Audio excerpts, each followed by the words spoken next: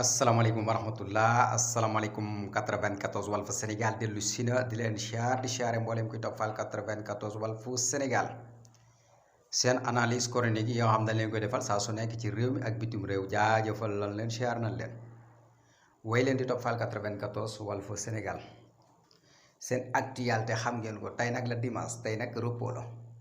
ñu ngi nuyu nag sénégalais yi nekk ci diaspora bi partout dans le monde fépp sénégalais nekk rek di topp site bi jaajëfal nañ la siyaar nañ la ñu ngi nuyu Pape Diop sunu xarit nekk fële ca Espagne nuyu gaa yëpp gaa yi Espagne yëpp voilà sunu technicien tey lu am tey actualité am na wala amul lan mooy actualité bi tey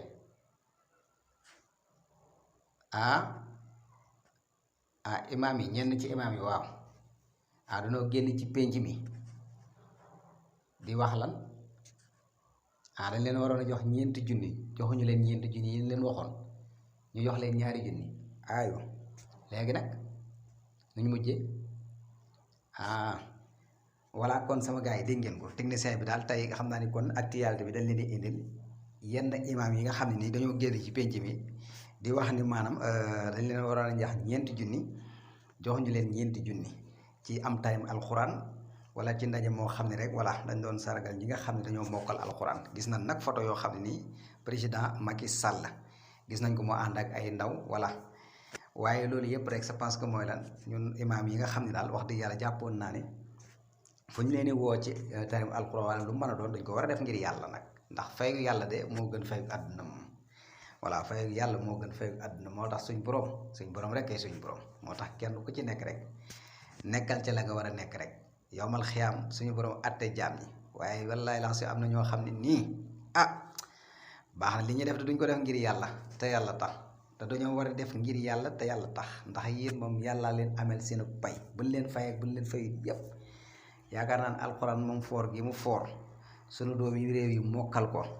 buñ leen ci woowee sax buñ leen fay ak buñ leen fayut yëpp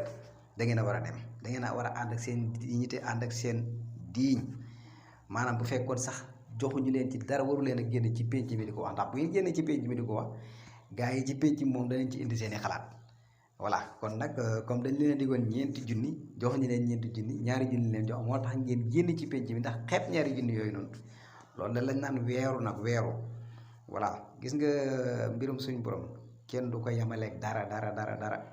voilà bul xool loolu la ci mën a fay ndax fay ak suñu borom ëllëg moo gën lépp lu la fay àdduna ak li ci biir bu ñu la ko fayal fay ak suñu borom ëllëg moo gën fuuf kan yaakaar naa ne yow sama technicien loolu moo fi actualité n'est-ce pas voilà voilà am na la neen amul la neen tey moom dimanche la xam nga dimanche moom repos la voilà kan sama gars yi daal gis ngeen ko imaam yi nga xam ne ni wax dëgg yàlla doon wax naan maanaam daal doon jooytu daal ci ñeenti junni yéen leen waroon a jox léegi nag joxuñu leen ko ñu jox leen ñaari junni ñu koy xeeb ba génn ci penc mi am na noonu lañ ko gisee suñu xalaat voilà yaakaar naa daal kon dañoo war a xam ne rek voilà àdduna moom loo fi mën a am danga ko fi bàyyi te yaakaar naa ne tarim alxuraan moom say doomi réew moom wax dëgg yàlla